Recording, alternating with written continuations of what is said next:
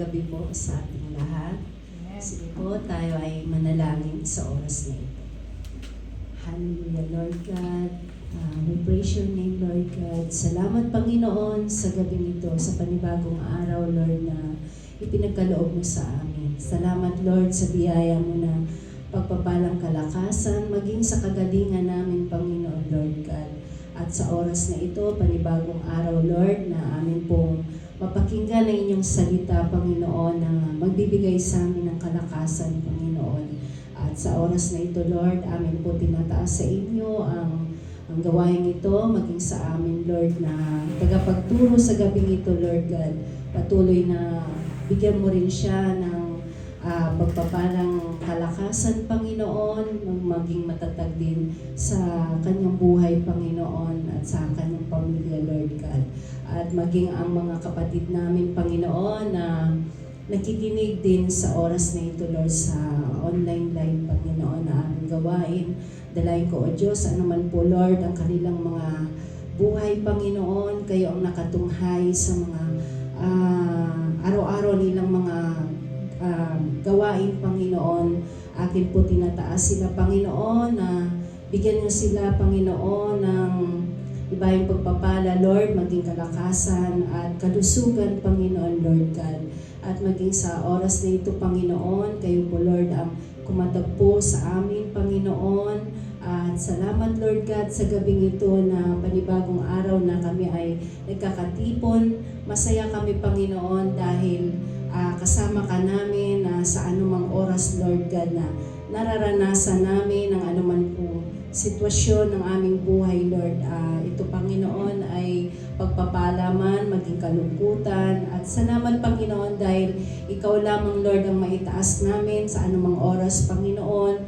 At patuloy namin, Lord, tinataas sa inyo ang aming mga gawain na ito, Lord, na magbigay pagpapala sa amin, sa aming spiritual life, Panginoon, maging magbigay, Lord, ng kagalakan sa bawat araw sa aming buhay.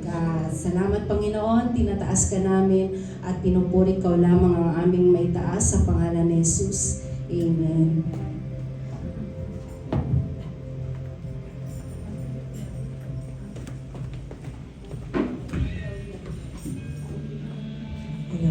Praise God po! Handa na ba tayong magpuri sa ating Diyos? Handa na ba tayong manampalataya at lumipad na tulad ng agila? Amen po ba? Hindi nga mapapagod kahit tumakbo man. Amen po? Purihin natin ang ating Diyos sa gabi pong ito. Hallelujah!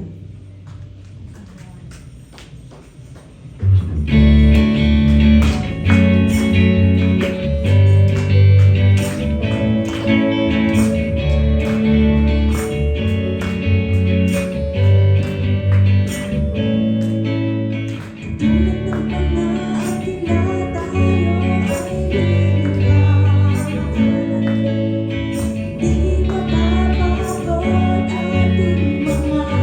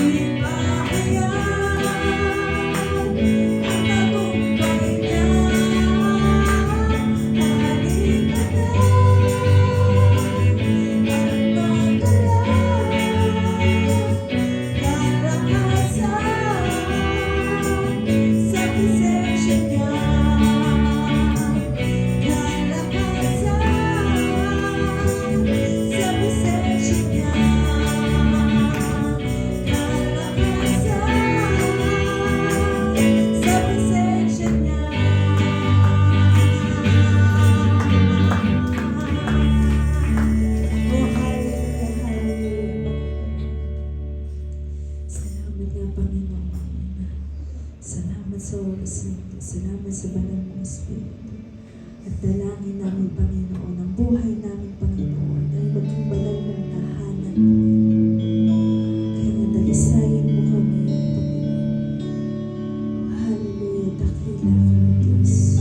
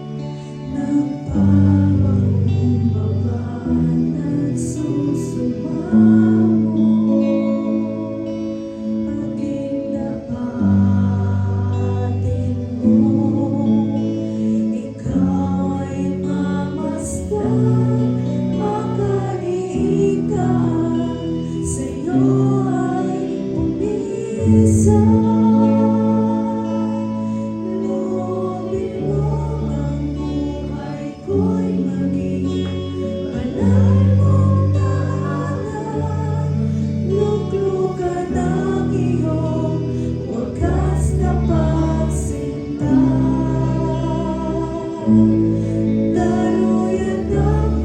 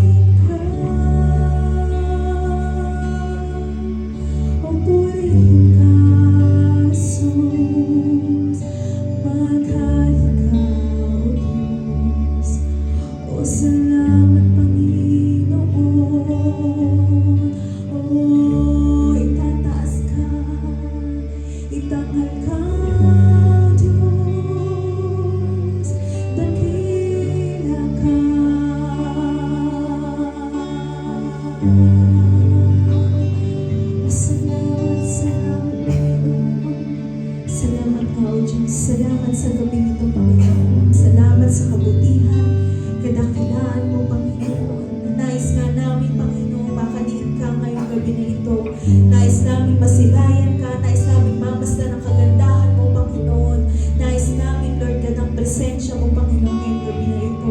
Kaya salamat Panginoon sa banal mong Espiritu na siyang kumikilos na sa oras na ito. Salamat sa pagsama mo Panginoon. Salamat Lord God sapagkat narito ka Panginoon upang kami Lord God ay tulungan buksan Panginoon ang aming mga puso at isipan Panginoon at maging handa sa mga salita mo Panginoon. Maraming salamat Panginoon sa buhay mong salita na tatanggapin namin sa gabi nito at minsan pa Panginoon sa iyo namin inaalay ang pinakamataas na papuri, pagdahilan, pasasalamat sa tanging pangalan ng aming Panginoong Jesus. Ang lahat ay ibig sabihin ng Amen.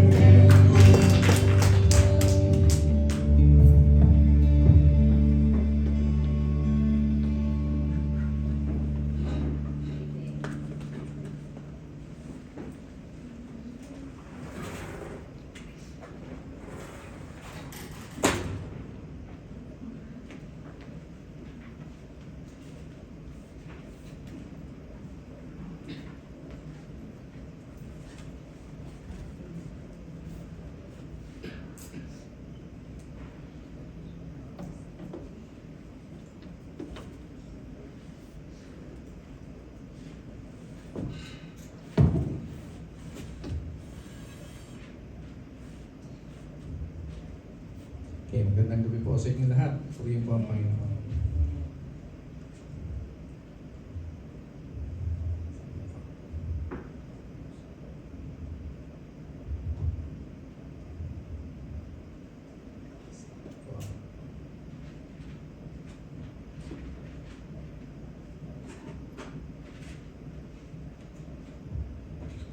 Okay, tayo po ay papatuloy sa pag-aaral po ng salita ng Diyos. Doon sa ating pong nakaraan na topic, ang pamagat po ay the test of faith.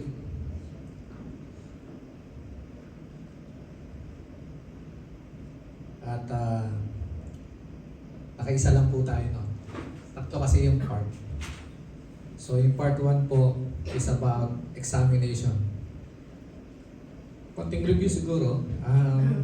Kung saan ay tinalakay po natin tungkol kay Abraham at kay Isaac. Nang utusan po ng Diyos si Abraham na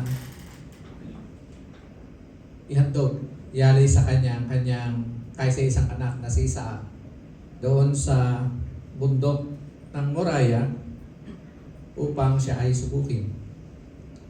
So natutunan po natin nung nakaraan na pinapahintulot ng Panginoon ang mga pagsubok sa ating mga buhay, hindi lamang para hubugin tayo sa paglago, hindi lamang para patatagin ang ating pananampalataya at tiwala sa Diyos, kundi para i-expose kung ano ba yung tunay na kondisyon, quality, katatayuan ng ating pong pananampalataya sa Panginoon. At nakita natin kung paano si Abraham sa kabila ng mabigat na pagsubok na yun, sa kanya pong pinagdaanan ay nagawa pa rin po niya na sumunod sa Panginoon. At punta po tayo doon sa ikalawa na hong parte. Una po examination, now yung letter B. The second part is submission. So babasahin po natin yung po Genesis chapter 22 verses 3 to 4. From Genesis 22, 3 to 4, ganito po ang nakasulat. Kinabukasan, maagang nagsibak si Abraham ng mga kahoy na gagamitin sa paghandog. At sinakay niya ito sa asno. Lumakad siya kasama si Isaac at ang dalawa niyang aliping lalaki, papunta sa lugar na sinabi sa kanya ng Diyos. Nang ikatlong araw ng kanilang paglalakbay, nakita ni Abraham sa di kalayuan ng lugar na sinabi sa kanya ng Diyos. So ito na mga kapatid, no? Inutusan siya ng Diyos na isama si Isaac dahil ihahandog siya ni Abraham sa Panginoon doon sa isang bundok sa lugar ng Moriah. At kinabukasan, sabi po ng Bible, ay maaga pong gumising itong si Abraham para magsibak ng kahoy. At lumakad po sila afternoon, naihanda na niya lahat ng mga kagamitan na dadalhin po nila. At inabot po sila ng 3 araw sa daan hanggang sa makarating po sila doon sa lugar na sinabi daw sa kanya ng Panginoon. Isang bagay po na interesting dito, kapansin-pansin po na itong si Abraham tila po madali lamang sa kanya yung ginawa niya pong pagsunod. Kasi kung kayo po ang nasa kalagayan ni Abraham at utusan kayo ng Diyos na ang inyong kaisa-isang anak ay handog sa Panginoon, may pagkaatubili kayo. Malamang magdadalawang isip ka kung itutuloy mo ba o hindi. At wala namang sinabi ang Panginoon kung anong oras maaring malate ka sa paghahanda. Tama ba? Si Abraham hindi. Maaga po siyang gumising, ang sabi ho ng salita ng Diyos, at nagsibak siya ng kahoy. Maaga siyang bumangon para ihanda yung gagamitin nilang kahoy na paggatong sa kanyang iaalay na anak. So, tapos sa loob ng 3 araw na kanilang pagdadalakbay ay sinabi na dire-diretso lang, hindi siya nagdalawang isip, kundi o nagkatubili na magbago ang isip na sumunod sa Panginoon. Pero alam niyo, sa totoo lang, mahirap ito sa parte ni Abraham. Mahirap ito sa kanyang lugar, no? Kasi hindi niya alam kung bakit na inuutos ng Panginoon sa kanya yung bagay na ito. Sa madaling salita po, hindi niya naintindihan. Tulad ng nabanggit po natin ng nakaraan. Marahil ay inaatake siya ng pagdududa sa katangian ng Panginoon pagdating sa pagiging Diyos na mabuti at mapagmahal. Nakukumpara sa mga kinagisnan po niyang Diyos-Diyosan, hinihingi po yung mga anak para ialay sa Diyos-Diyosan. Pero ang alam niya at pagkakilala niya sa Diyos ay hindi ganon. Ang isa pa ay yung katapatan ng Panginoon na pinangakuan siya ng Diyos na bibigyan ng anak, tapos eto, kukunin din agad sa kanya. So kung kayo po yung nasa katayuan ni Abraham, mahirap. Talagang mag-iisip ka . Pero itong si Abraham, mga kapatid, kahit hindi po niya naintindihan yung pong pinagagawa sa kanya ng Panginoon, kahit hindi niya naintindihan yung mga nangyayari, pero sumunod pa rin siya sa Diyos. May mga ganong pagkakataon sa buhay po natin, amen? Na may mga bagay na pinagagawa sa atin ng Panginoon, hindi po natin naintindihan, tulad ni Abraham. May mga sitwasyon na nangyayari sa atin, hindi natin maunawaan, at inaatake po tayo ng pagdududa sa kabutihan, pag-ibig at katapatan ng Panginoon. Pero kailangan pa rin natin sumunod . At yun po ay tanda ng ating pong pusong pagtitiwala sa Panginoon. Kahit hindi man po natin naunawaan, tuloy lang po ang ating pong paglilingkod sa Diyos. Kahit po mahirap, mabigat, meron kang pinagdadaan ng pain o crisis sa buhay. Amen po ba, mga kapatid? Part po yun ng ginagawang pagsubok sa atin ng Panginoon. And then on verse 5, sabi doon, kaya sinabi ni Abraham sa 2 niyang alipin, dito muna kayo at bantayan ninyo ang asno dahil aakit kami roon para sumamba sa Diyos. Babalik din kami agad. Ano ginawa po niya? doon sa kanyang dalawang alalay o katulong. Sinabihan po niya na maiwan kayo dito at kabilang dalawa ng anak ko ang aakit sa bundok. Bantayan niyo na lang yung mga asno natin. So iniwan po ni Abraham, ni Isaac, ang kanila pong mga katulong. Minsan ho mga kapatid, sa buhay po natin, may mga taong kailangan pong iwan natin sa pagsunod po natin sa Diyos, para makasunod tayo sa Diyos. Kasi kung sinama po niya yung kanyang dalawang katulong, sa tingin niyo, maitutuloy po ba niya yung kanyang pagsunod sa Panginoon? Sigurado, pagkakit po doon sa bundok, pipigilan siya ng dalawang katulong. Mas lalo na yung kanyang mga dalawang katulong, hindi maintindihan yon. Kung siya nga, hindi niya naintindihan yung pinagagawa sa kanya ng Diyos. Yung pa kayang mga katuwang niya, pipigilan siya sa gagawin niyang paghahandog sa kanyang anak na si Isaac. Pero minsan, yun nga, nabanggit ko po, may mga taong dapat po na iwan po natin kung nais po natin sumunod sa Diyos. Dahil kuminsan, yung mga tao pong ito ay hindi naman ginagamit ng kaaway, kundi pwede pong imbis na maging kagaanan sa iyo, maging kabigatan pa. Maging imbis na mag-push sa'yo na gawin yung kalooban ng Panginoon, ipigilan ka pa. Dahil iba yung kanilang iniisip, iba yung kanilang pananaw, iba yung kanilang pananampalataya, iba yung estado o level ng kanila pong pagtitiwala sa Panginoon, di katulad ng sa'yo. Amin ho ba? Kaya dapat, minsan, kailangan nating maging sensitibo sa bagay na ganoon. Nangyayari yan sa mag-asawa, sa pamilya, sa mga kaibigan, sa mga kamag-anak. Nangyari nga rin niya kay Abraham eh. Minsan din, niwan niya naghiwalay sila ni Lot. Di ba? Si Jose, nakakala po niya, yung separation niya sa kanyang pamilya ay kagagawa ng kanyang mga kapatid, pero niloob ng Diyos yun para mahiwalay siya sa kanyang mga kapatid dahil meron hong magandang plano sa kanya ang Diyos.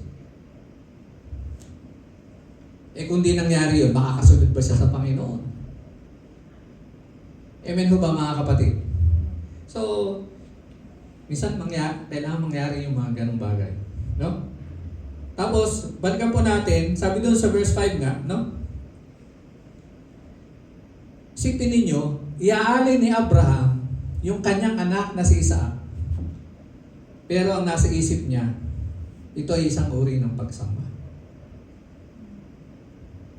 Sabi niya sa kanyang mga tauhan dito muna kayo. Pupunta lang kami doon sa lugar na pinapupuntahan sa amin ng Panginoon. Akit kami doon sa bundok at sasamba. Isipin niyo yun mga kapatid. Si Abraham na kahit po may pinagdaraanan po siyang matinding pagsubok dito, mahirap para sa kanya yung kanyang ginagawa, pero hindi siya pinigil ng mga ganong pagsubok para hindi ho siya makasamba sa Diyos. Amen ho ba? Kung umiral po kay Abraham yung emosyon, malamang hindi po siya sumunod sa Diyos. Kasi ang pagsamba sa Diyos, mga kapatid, hindi po yan emosyon Devotion po yan Pag sinabi nating devotion, may commitment ka, meron kang pagsunod na gagawin. Yun ang tunay po na pagsamba. Amen ho ba mga kapatid? Sabi nga ako ng isang nabasa ko, don't be logical. Be theological. Ibig sabihin, minsan may mga ganong sitwasyon sa buhay po natin. Maintindihan naman ako ni Pastor, kahit hindi ako sumamba ngayong araw na to. Birthday ko Kailangan namin mag-celebrate sa family. Diba? May mga ganon. Maintindihan naman siguro ng mga kapatiran kung hindi man nila ako makita sa church ngayong araw na ito. Wala akong pamasahe.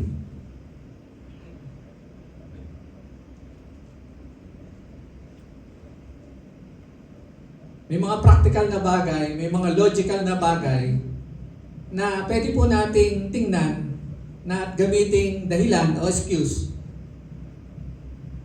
para sabihin natin yung ating pong ginagawa ay tama lang. Pero kung tutusin mga kapatid, paano kung hindi yun talaga ang ninanais ng Diyos? Kundi ang nais ng Panginoon ay humakbang ka na may pananampalataya at tiwala sa Panginoon sa kabilaman ng mga ganong mga bagay. Dahil doon ka nga sinusukat at sinusubok ng Diyos kung totoong ikaw ay sumusunod sa Kanya at may pananampalataya sa Kanya. Si Abraham ho, mga kapatid, ang nasa isip po niya, kahit po siya ay nasa gitna ng krisis, kahit po siya ay nasa gitna ng pain, mag-worship siya kay Lord. Nakukuha niyo ba, mga kapatid? Alam niyo ba kung paanong nakaraan, sinabi ko sa inyo, yung love doon sa verse 2?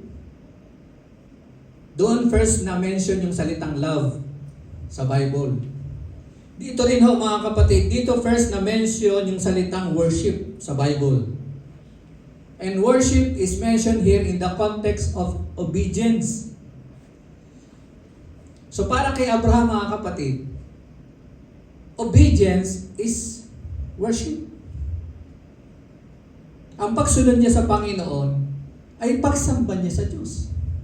Amen ho ba?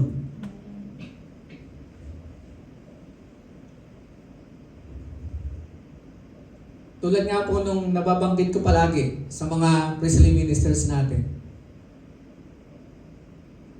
Hindi hinahanap ng Panginoon yung true worship, kundi yung true worshipers. Nakatingin po ang Diyos lagi sa puso.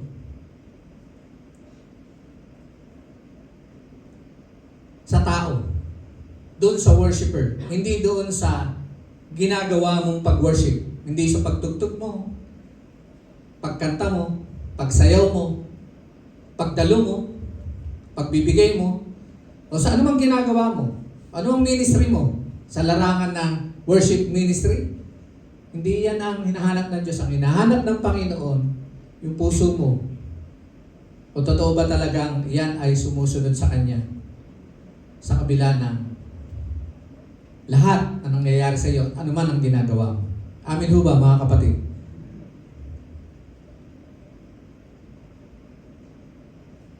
Di ba may sinabi ang Panginoon? Kung ikaw ay sasamba sa Diyos at maalala mong merong isang tao na kaalitan ka. Anong gagawin daw? Ibaba mo muna yung offer mo sa Panginoon. Bago ka sumamba, ibaba mo muna yan at puntahan mo muna yung tao, makipagkasundo, makipag-ayos ka. At bumalik, saka mo ituloy pagsamba mo, pag-offer mo kay Lord. So, ang Diyos ay after doon sa heart natin. Ang Diyos ay after doon sa tao na sumasamba. Sa Romans 12:1, sa Roma 12:1, kaya mga kapatid, nakikiusap ako sa inyo alang-alang sa maraming pagkakataong kinaawaan tayo ng Diyos. Ibigay ninyo sa Kanya ang inyong sarili bilang mga handog na buhay, banal at kalugod-lugod sa Kanya. At sabi po, ito ang tunay na pagsamba sa Kanya. Ano ang tunay na pagsamba? Ano ang tunay na pagsamba? Yung ialay natin ang ating buhay sa Panginoon na banal at kalugod-lugod sa Kanya. Ibig sabihin, ito yung pagsunod, paglakad, ang ayon sa kalooban ng Panginoon. Yan daw po ang tunay na pagsamba. Katulad ng kay Abraham, para sa kanya, ang pagsunod ay pagsamba sa Diyos. Hello mga kapatid.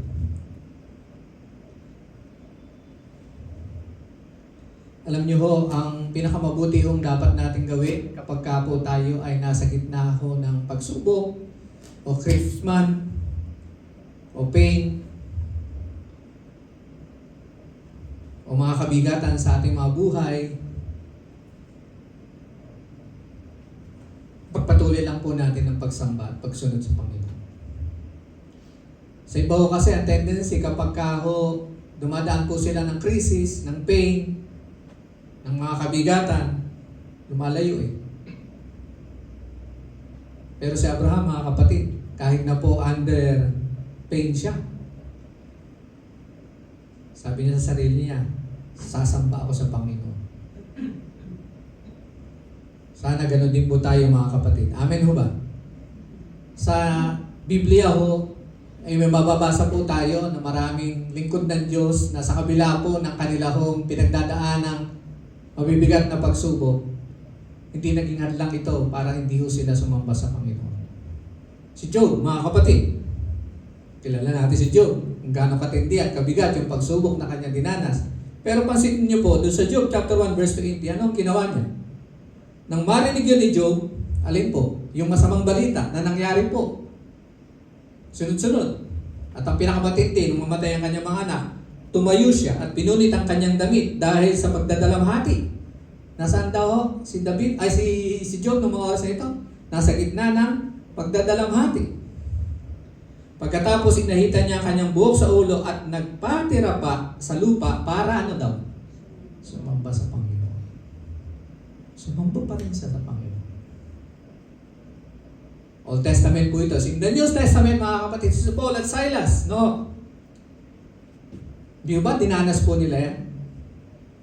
Pero sa kabila ng lahat, nung sila po ay matapos na hagupitin,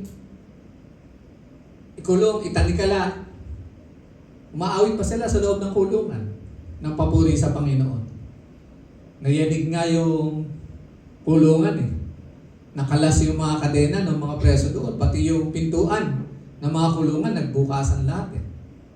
Ganun ho katindi yung pong kapangyarihan ng Diyos na kumilos nung panahon na yon dahil ho sa pagpupuring pagsamba ng dalawang taong nasa gitna ng pagsubok. Bigla alintana. Kahit man po sila yung daraan ng ganoong matinding tiisin, basta mahalaga sa kanila, paglilingkuran pa rin nila, sasambahin pa rin nila ang ating Panginoon. Sa aklat din po ng Awit, chapter 69, 29-30. Pansinin niyo po ang sumulat nito. Nasasaktan ako at nagdurusa. Kaya ingatan niyo ako o iligtas. O Diyos. Nasaan siyang kondisyon? Nasasaktan. Nagdurusa. Pero anong sabi niya sumunod? Napangusap niya. Pupurihin ko ang Diyos sa magitan ng awit. Pararangalan ko siya sa magitan ng pasasalamat. Ganun din po kaya tayo, mga kapatid. Madali hong sumamba, madaling magpuri, madaling magpasalamat sa Panginoon pagka okay ang lahat eh, di ba? Maayos ang lahat. Maganda kita. Walang may sakit. Lahat ng member ng family nagkakasundo. Madali. Pag panatagan lahat, walang pagsubok. Pero paano kung hindi? Can we still worship, serve, and obey God? Balikan po natin yung verse 5. Sabi sa inyo, may part 3 pa eh. Verse 5. Kaya sinabi ni Abraham sa dalawa niyang alipin, dito muna kayo at bantayan ninyo ang asno. Dahil aakit kami roon para sumamba sa Diyos. Babalik din kami agad. Pansinin niyo mga kapatid, yun pong mga salita dito na binitawan ni Abraham. Maiwan lang kayo sandali rito, aakit kami ng aking anak para sumamba sa Diyos. Babalik din kami agad. Magkaiba po yung kami sa ako, di ba? Hello? Hindi niya sinabi dito, babalik din ako. Kasi nga, iaalay niya si Isaac eh. Di siya na lang babalik. Pero hindi. Sabi niya, babalik din kami agad. Hindi po alam ni Abraham kung bakit ipinaalay ng Diyos si Isaac, yung kanyang kaisa-isang anak. Pero alam niya kung saan at paano niya iaalay yung kanyang anak. At meron pa siyang isang alam na hindi pa nangyayari. Alam niya na makababalik sila. Ganon katindi ho yung faith itong si Abraham. Hello, hindi po yun basta katagalan na binitawan niyang salita. Alam niya, babalik sila eh. Kasi meron pong nasulat sa aklat po ng Hebreo. Alam natin yung Hebrews chapter 11, full of faith. Nabanggit ko po sa inyo ng nakaraan. Doon sa Hebrews chapter 11, ang pinakamahaba ho at pinakamaraming talatang nabanggit tungkol sa isang tao ay tungkol kay Abraham. Hebreo 11, 17 to 19. Ganito po ang sinasabi. Dahil sa pananampalataya, handang ihandog ni Abraham ang kaisa-isa niyang anak na si Isaac nang subukin siya ng Diyos. Kahit na alam niyang si Isaac ang ipinangako ng Diyos na pagmumulan ng kanyang lahi, handa pa rin niya itong ialay. Sapagkat nananalig si Abraham na kung mamatay si Isaac, muli siyang bubuhay ng Diyos. At ganun nga nangyari, para bumalik sa kanya si Isaac mula sa kamatayan. Kita niyo, no, mga kapatid, ganun pala isip ni Abraham ng mga sandali nang kasama niya si Isaac at ihahandog niya sa Panginoon. Alam niya, mapapatay niya si Isaac, pero bubuhayin daw ng Diyos. Kaya babalik sila. Kaya pala si Abraham, mga kapatid, bagamat nahirapan ang kanyang loob, pero hindi siya nagatubili na sumunod sa Diyos dahil nananampalataya siya na kahit si Isaac mamatay man, mabubuhay itong muli. Bubuhayin siya ng Diyos. Kakaiba po ang pananampalataya dito ni Abraham, mga kapatid. Siya yung kauna-unahang tao sa Biblia na naniniwala sa pagkabuhay ng muli. Siya ang kauna-unahang tao sa Biblia na nabanggit na naniniwalang ang Diyos ay kayang bumuhay ng patay. Hello? That is faith. Ganun katindi si Abraham. Oo, si Abraham po, hindi siya perpektong tao. Marami siyang flawless siya. Marami siyang flaws, marami siyang mga pagkukulang, marami siyang mga pagbagsak din na nangyari sa kanyang buhay. Pero, pansinin niyo mga kapatid, sa tuwing siya ibabangon, yung pananampalataya niya, lalong papuro ng papuro.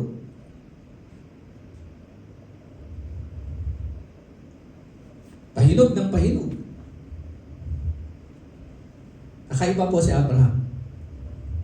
Kaya talagang totoong siya ay tinawag na a man of faith, a father of faith ng bansang Israel. Basahin po natin yung verse 6 to 8. Ipinapasan ni Abraham kay Isaac ang mga kahoy na gagamitin sa paghahandog. At siya ang nagdala ng itak at sulong. Habang lumalakad sila, sinabi ni Isaac, Ama, sumagot si Abraham, bakit anak? Nagtanong si Isaac, may dala po tayong sulong at panggatong, pero nasan po ang mga tupa na ihahandog? Sumagot si Abraham, anak, ang Diyos mismo ang magbibigay sa atin ng tupang ihahandog, at nagpatuloy sila sa paglalakad. Okay. So naglalakad na po silang dalawa, siya ng kanyang anak na si Isaac, at paakit na po sila ng bundok. Matalino si Isaac. Amen ho ba? Bakit? Parang may kulang. Kaya tinanong niya yung kanyang tatay, mamatay. Parang may kulang. May dala na tayong panggatong. May dala tayong sulo na pampaliyang. Pero wala naman tayo handog. Saan ba? Ba't wala tayong dalang handog kung mag-aalay tayo? Ano sagot ni Abraham? Anak, ang Diyos ang magpo-provide ng ihahandog natin. Hindi pinagtapat ni Abraham kay Isaac yung tunay na utos sa kanya ng Diyos. Noong mga oras na ito, hindi pa niya pinagtatapat. Alam niyo, may mga bagay minsan sa buhay po natin na pinapanalangin sa Panginoon, pero bakit hindi sinasagot ng Diyos? At minsan, may mga bagay sa buhay po natin na hindi agad sinasabi ng Panginoon para magpatuloy lang po tayo sa Kanya. Sadyang nililihim po ito ng Panginoon sapagkat kung malalaman po natin, baka magdalawang isip po tayong sumunod eh. Amen ho ba? Amen? Iniwan nga niya yung kanyang mga lalay dahil alam niya magiging hadlang. At hindi niya sinabi sa kanyang anak kung anong tunay na utos ng Diyos sa kanya. Kung bakit silang dalawa lang aakit doon sa bundok. At wala silang dala. Tupa na iyahandog. Areno ba kayo mga kapatid? May mga bagay na ganun. Ako, personally, kung alam ko lang na noon, sinabi sa akin halimbawa ng Panginoon, Alfonso, pag nagpastor ka, ito ang mangyayari sa iyo, ganito, ganyan, ganyan. Sa tingin nyo, magpapastor ako? Hindi. Hindi. Kasi alam ko yung makaharapin kong pagsubok pag ako naging pastor. Diba? May mga bagay na hindi talaga sasabihin ng Panginoon. Ililihim niya. Ahayaan ka lang. Pero along the way, habang sumusunod ka sa Panginoon, doon mo palang maranasan yung tinti na mahirap pala sumunod sa Diyos. Mahirap naman talaga. Enjoyable nga lang. Dahil alam mo na kapag ka ikay sumunod sa Panginoon, mayroong katpalit at gantimpala na favor at blessings mula sa Kanya. Dahil naipasa mo yung pagsubok ng Diyos, sa kabila ng lahat na naranasan mo na ito ay napagtagumpayan mo at sumunod ka pa rin sa Panginoon. Hindi yung nagsinungaling dito si Abraham kay Isaac. Totoong naniwala po si Abraham na may gagawin ang Diyos. May gagawin ang Diyos. Kahit pa malapit na sila sa bundok, alam niya may gagawin ang Panginoon. At ang sabi niya, God Himself, sa English po kasi nakasulat. Ano nakalagay dyan? Anak, ang Diyos mismo ang magbibigay sa atin ng tupang yan. God Himself. Hindi niya utusan ng anghel para dalhin yung tupa. Hindi niya utusan ng ibang tao para dalhin yung tupa. Hindi asino man, kundi mismo ang Diyos. Hello? Ganun ang Panginoon, mga kapatid. Personal delivery. Ang sagot niya sa ating mga panalangin. Hindi dadana sa Grab, Shopee, o Lazada. Siya mismo, kapag tayo nanalangin at tumawag sa Panginoon, siya mismo, ang sabi ng Bible, ang magdadala. Kasi He is a personal God. At gusto niyang personal na maranasan natin kung paano siya kumilos at gumawa, tumugon sa ating mga pangailangan. Amen po ba, mga kapatid? Verse 9. Nang dumating sila sa lugar na sinabi ng Diyos, gumawa si Abraham ng altar na bato at nihanda niya ang mga kahoy sa ibabaw nito. Pagkatapos, iginapos niya si Isaac at inihaga sa ibabaw ng altar. O ito na, mga kapatid. Dumating na sila doon sa lugar, doon sa isa sa mga bundok sa Moriah. Gumawa ng altar si Abraham, yari sa bato. Kinuha niya ang mga panggatong, pinatong niya doon sa altar. At ginapos niya si Isaac. At inihiga niya sa ibabaw ng altar. Nabanggit ko po nung nakaraan, mga kapatid, na si Isaac dito, alam niyo po ba kung ano edad niya? Kasi yung iba sinasabi, mga 8, 10, meron pa nga nagsasabi, mga 5 years old. Hindi ho. Si Isaac po dito, mga 27 o 25 to 30 years old. Paano niya nagawang igapos ang kanyang anak at ihiga doon sa altar? Di ba papalot yun? At ang lakas nun.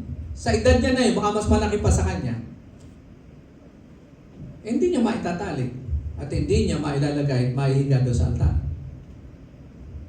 Malaking tao na si Isaac, mga kapatid. Bakit to? Ang tanong dito, bakit to hindi pumalag si Isaac?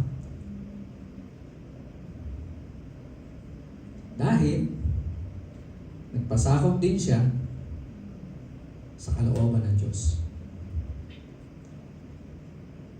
Amin ho ba, mga kapatid?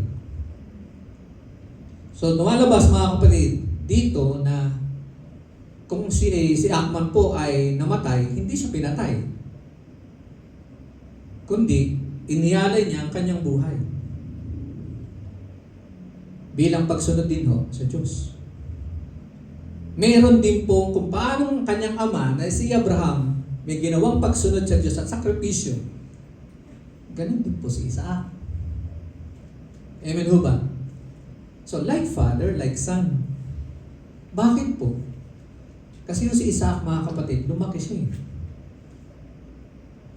Sa turo at aral ng kanyang amang si Abraham tungkol sa Diyos. Kaya kung paanong si Abraham, mga kapatid, ay mayroong pananampalataya sa Diyos, may pananampalataya rin si Isaac. Kung ang kanyang amang si Abraham ay masuluri sa Diyos, masuluri din ang kanyang anak. Nagpapasakop sa Diyos, nagpapasakop din ang kanyang anak, like father, like son. At dito natin makikita, mga kapatid, kung ano po yung magandang halimbawa at impluensya na dinulot po at ibinigay ni Abraham sa kanyang anak.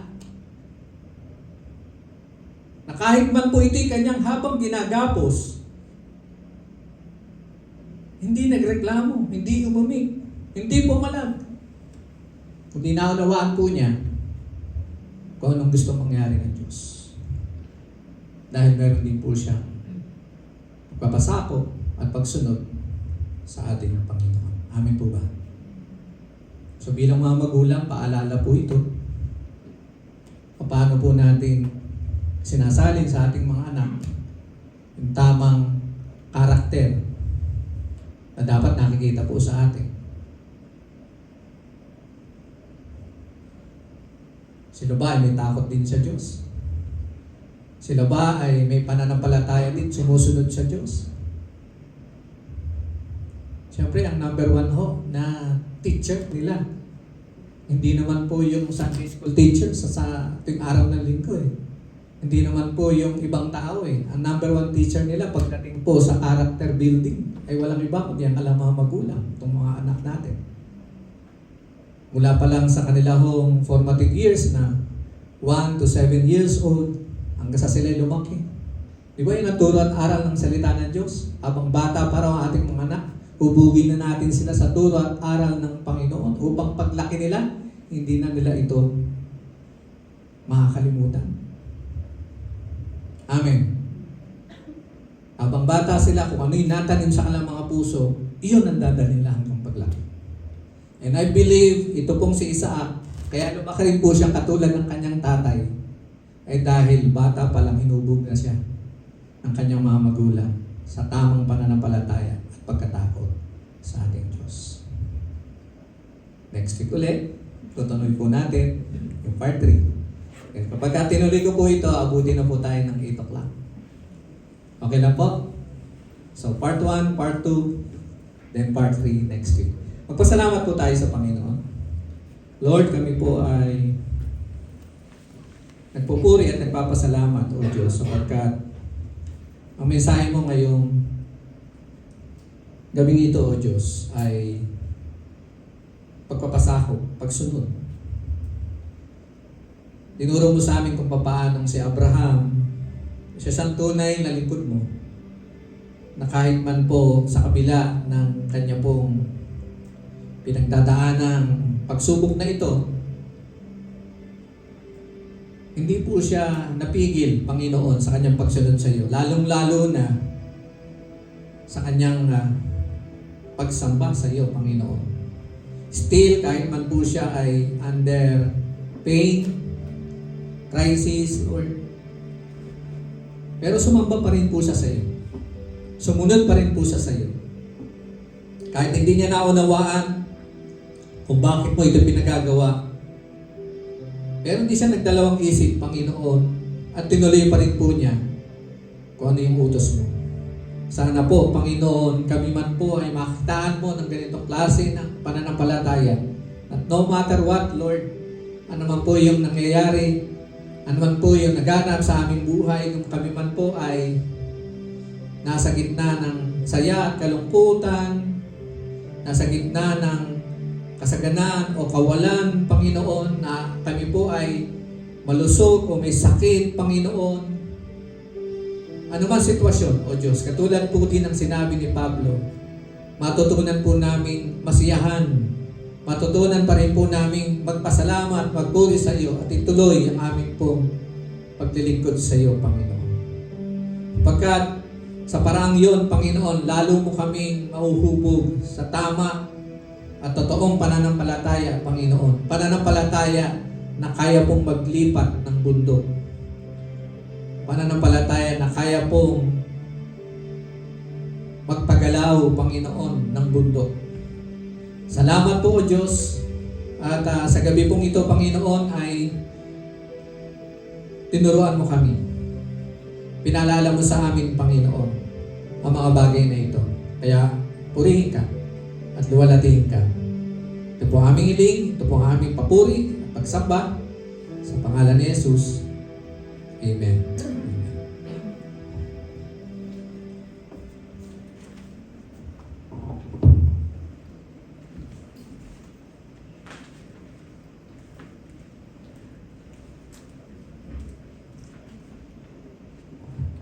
Praise God. Ganda po ng topic natin ngayon, submission. At ang ganda din po talaga ng buhay po talaga ni Abraham. Isa po siya sa mga idol ko personally sa Bible. Na, kasi po yung faith po niya, makikita natin na genuine po talaga. Na nagpapasako po talaga siya sa Panginoon. Tulad nga po nung sinabi kanina ni Pastor, na alam niya na may gagawin ng Panginoon na, ihahandog yung kanyang anak sa bundok, ihahandog niya yung kanyang anak at ito ay pwedeng mamatay.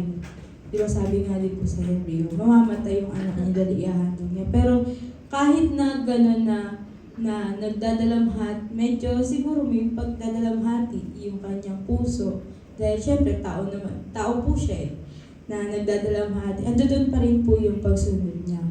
Para pong katulad din ni Paul, di ba po sabi po niya, naranasan niya ng managana, naranasan niya ng maghirap, magutom, naranasan niya na lahat. Pero ang natutunan daw po niya, yung sikreto sa pagiging masaya po. At sa tingin ko po, yun po ay yung alam ni Paul, alam po ni Abraham, yung sikreto sa pagiging masaya. At yun po yung alam nila na ang Panginoon ang nagbibigay ng lahat ng ating pangailangan. Ang Panginoon ang may kakayahan para tayo po ay pasaganahin at isustain po sa araw-araw po nating pamumuhay. At ganoon din po sa ating paglakad po bilang mga Kristiyano. Sa panahon po ngayon, di ba, ang hirap na pong makikita po natin napakarami na pong mga masasama na lumalabas po, puro kasamaan na po ang mundo, puro paghihirap na. At minsan, ang hirap na rin po sa isang Kristiyano na lumakad sa katotohanan. Dahil marami na rin pong mga false prophet na lumalabas na nagliliko po sa atin sa katotohanan. At bilang isang Kristiyano, nawa po ay makita ng Panginoon yung obedient heart natin sa pagsunod sa Kanya. Yung pagtindig po natin sa katotohanan bilang isang Kristiyano. Sabi nga po ni Pastor, ano na po sinabi ni Pastor kanina na ang hanap po ni Lord ay obedient heart. Obedient heart na form po na isang pag-worship natin sa Panginoon. Yun po, sa lahat po ng ating ginagawa, huwag po natin titingnan na ang sarili natin na tayo ang matataas o titingnan natin yung sarili natin, kaya natin gagawin ang bagay nito kasi pag nagawa natin ito ay yung parang nagiging after tayo dun sa makukuha nating reward kay Lord. Gawin natin ang sumunod tayo sa Panginoon, maging obedient tayo sa Panginoon. Hindi dahil sa mga rewards na yun, sa mga gantimpala na ibibigay sa atin ng Panginoon. Maging obedient tayo sa Panginoon dahil alam natin na nakarapat dapat si Lord dun sa pag-worship natin, so dun sa pagsunod natin sa Kanya. Dahil sabi nga po, obedience is a form of worship. Yun po yung lagi nating tatandaan, na obedience is a form of worship. Hindi po, obedience is a form of para may makuha tayo sa Panginoon. Hindi po ganun. Yun, obedience is a form of worship. At normal lang po na malungkot tayo. Tulad po ni Abraham, siguro nalungkot siya, konti. Ganun. Normal lang po yun na malungkot tayo minsan, konti. Mahirapan, ganyan. Pero, wag po nating titignan yun. Ang tignan po natin, si Lord po na nagsusustain ng lakas natin at nagre-renew ng heart po natin kung tayo man po ay dumadaan sa pagsubok. Yun lang po.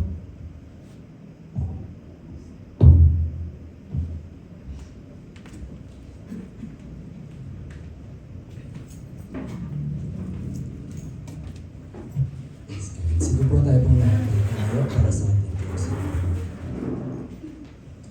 Hallelujah, Lord, aming Ama sa langit, aming Amang Banal, aming dakilang Diyos. Salamat po, Panginoon, sa gabi nito, Lord God, sa mensaheng natanggap namin. Salamat, Lord, sa buhay po ni Pastor Al na patuloy niyo po ginagamit upang magturo, Panginoon, at upang patuloy na palakasin ang aming mga buhay spiritual, Lord God. Naniniwala kami, Lord, na ang mensaheng ito na tinanggap namin ay hindi mawawala ng kabuluhan na ito, Panginoon, ay magbubunga sa aming buhay at tutulungan kami nito, Panginoon, na lumago pang patuloy sa aming pananampalataya. Maraming salamat, Lord. Kayo nga po ang magbigay sa amin ng malawak pang pangunawa at karunungan kung paano namin laging masusunod ang inyong kalooban. Maraming salamat po, aming dakilang Diyos, sa inyo po ang lahat ng papurit pagsamba at ang katagumpayan ng gawain nito, Panginoon, ay para sa inyo po lamang. Salamat po sa pangalan ng Panginoon Jesus. Amen.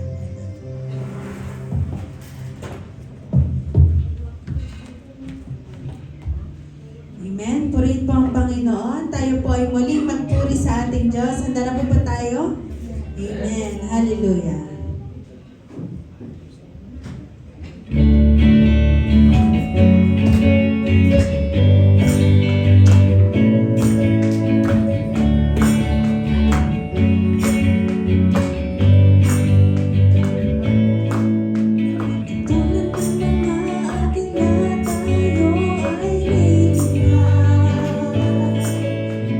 Di makapagod ating mga